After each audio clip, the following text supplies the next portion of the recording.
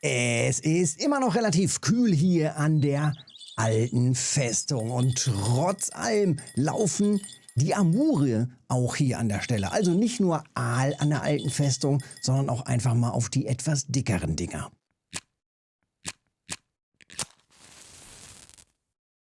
Zack, das ist doch schön. Also ran hier. Und ich guck mal, ob hier noch ein bisschen mehr geht als nur die normal großen. Ich teste gerade hier einfach nur auf Basic Kartoffel.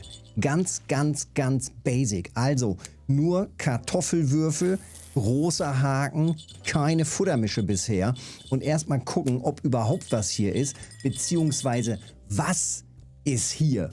Das ist ja mal die große Frage. Du gehst an eine Stelle, denkst dir, oh geil, Alter, hier lief es in der Vergangenheit mal oder hier sieht's doch ganz schick aus. Vielleicht läuft hier auch was, aber was läuft da und welche Fische sind an der Stelle, wissen wir ja nicht. Dementsprechend gucken wir natürlich erstmal ohne eine Futtermische, einfach nur mit dem Köder, was denn da reagiert. Und die ersten Reaktionen sahen so aus. Jetzt hier gut 10 Minuten ein bisschen rumprobiert und ja, so fängt es an, ohne irgendetwas, also ohne, wie gesagt, Futtermische und allem drum und dran, einfach nur mal eben Kartoffelwürfel reingeschmissen. Und jetzt gucke ich, was damit ist und ob sich das lohnt, hier weiterzumachen. Und ich würde sagen, im Moment ist das schon mal gar nicht so schlecht, denn diese einfachen 4-5 Kilo Amure sind auch kohlemäßig gar nicht so verkehrt. Also die nehme ich doch gerne mit. Schnell wieder auswerfen hier, zack, 17 Meter hier an der Stelle ist ein absoluter Klassiker. Und ich glaube, an der Stelle war ich doch auch bestimmt schon 20 Mal oder noch mehr und habe da auch schon zig Videos zu gemacht, zu den verschiedensten Möglichkeiten, wie man hier auf Amure zum Beispiel, oh Herr Trophy.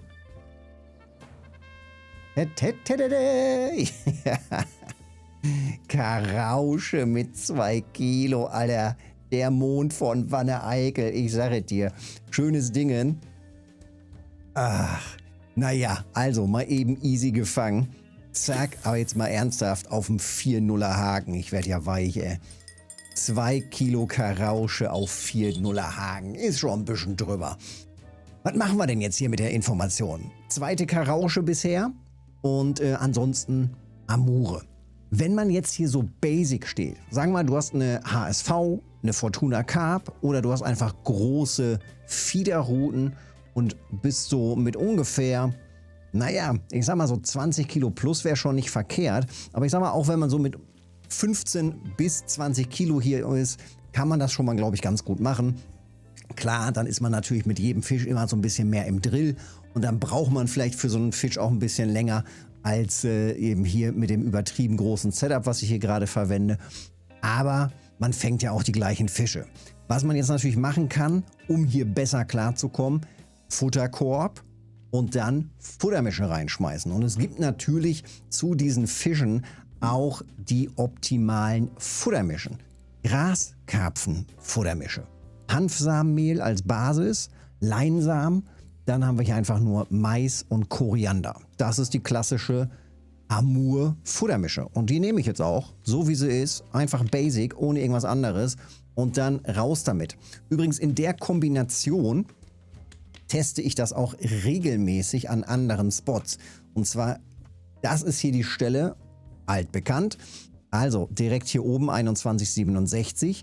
Nächste Stelle, die ich immer wieder teste, ist hier, dass man...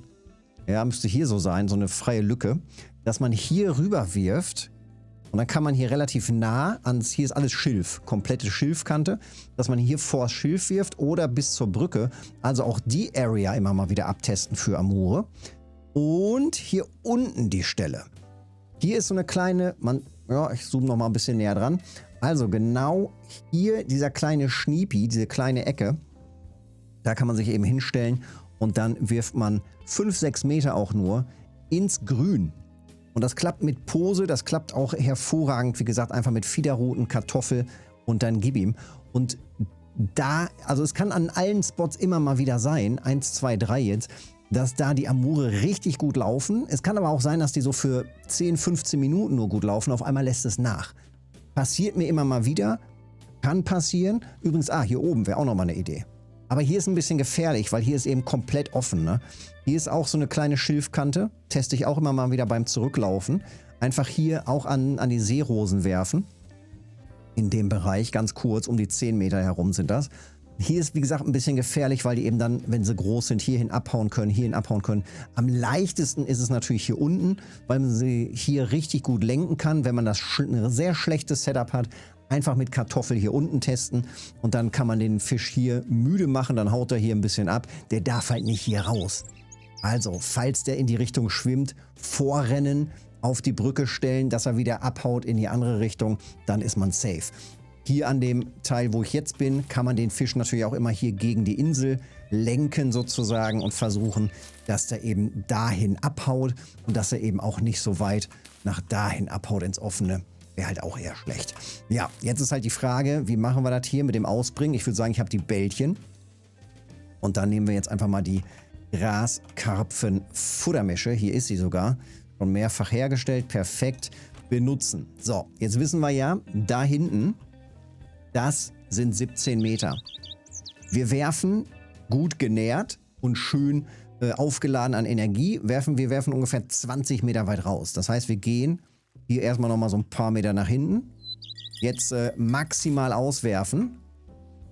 Zack. Und jetzt gucken wir mal. Landet ziemlich genau an der Kante. So, zack, nochmal wieder raus. Gucken. Ja, ziemlich genau an der Schilfkante oder an diesem Grünzeug, an dieser Schlonskante hier. Genau da wollen wir landen.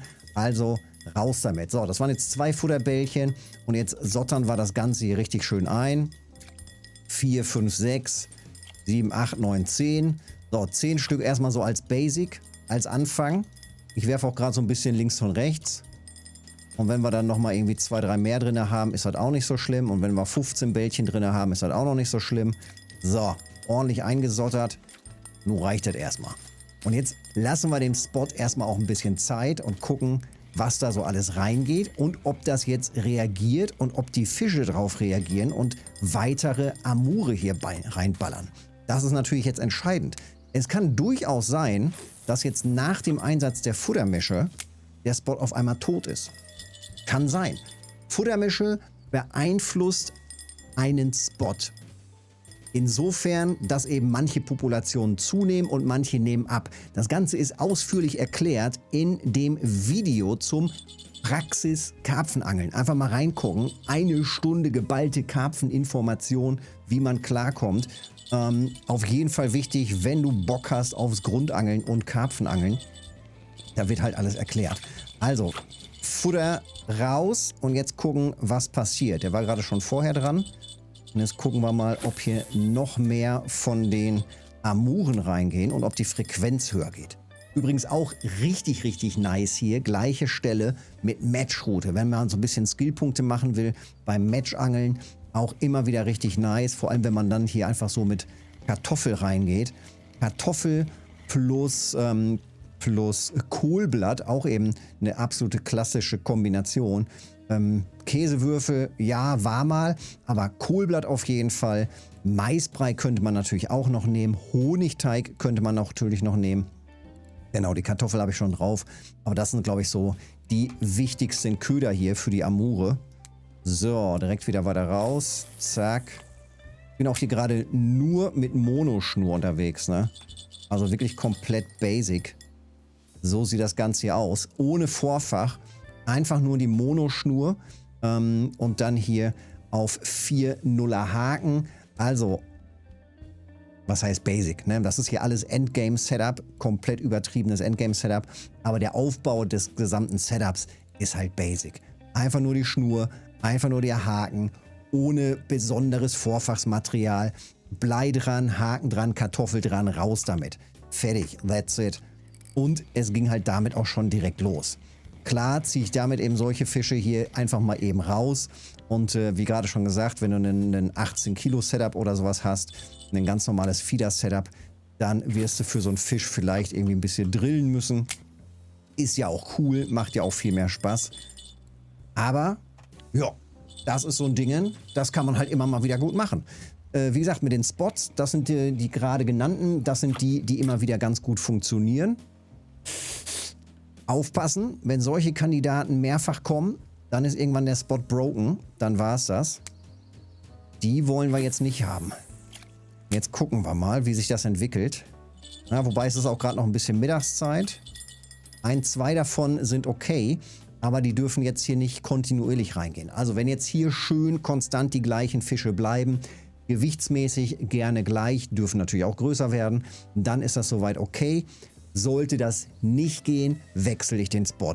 Das heißt, ich renne einfach weiter. Entweder teste ich oder habe Bock auf mehr rumtesten. Dann kann man natürlich auch direkt hier vorne hingehen. Hier in dem Bereich kann man sich auch mal hinstellen. Das ist richtig nah, 5, 6 Meter nur, ganz nah an die Seerosen werfen. Oder dass man dann hier hinten in dem Bereich, sehe ich das gerade von hier aus? Na, nicht so ganz. Also da hinten gibt es auch nochmal so eine Stelle. Aber ich sag mal, die wichtigsten, ne? Dieser hier und hier unten in der Ferse und dann vielleicht noch hier oben. Dann hat man schon 4 Stellen, die man abklappern könnte. Und genauso kann man diese 4 Stellen dann eben auch nutzen, um zu rotieren. Das heißt, man geht mal hier eine Stunde hin, dann geht man eine Stunde zum nächsten, der läuft, dann geht man eine Stunde zum wieder nächsten. Und wenn es dann, wie gesagt, auch nur eine halbe Stunde ist, dann wechselt man ein bisschen und lässt diesen einen Spot ein bisschen regenerieren, dass man dann wieder nach 2 Stunden ungefähr an diesem Spot ist. Und nach 2 Stunden ist so ein Spot wieder komplett regeneriert. Und man fängt wieder von vorne an. Und so kann man dann eben richtig schön rotieren und sich die Taschen voll machen. Ja, ich ziehe jetzt hier nochmal ein bisschen weiter durch. Und insgeheim hoffe ich natürlich auf schwarzen Amur.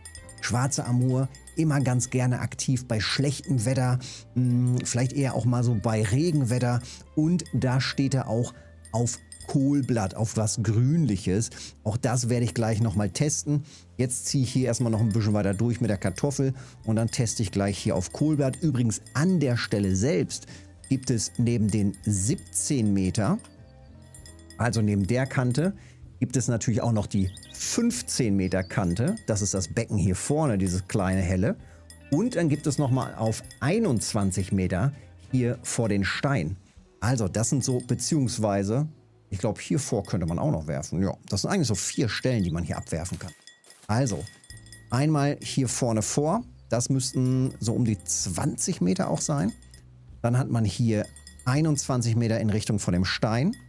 Dann hat man hier 15 Meter hier vorne hin und die 17 Meter an diese Kante. Also das sind die 4 Stellen, die man anwerfen kann, wenn man hier steht. Alle 4 funktionieren mal mehr, mal weniger.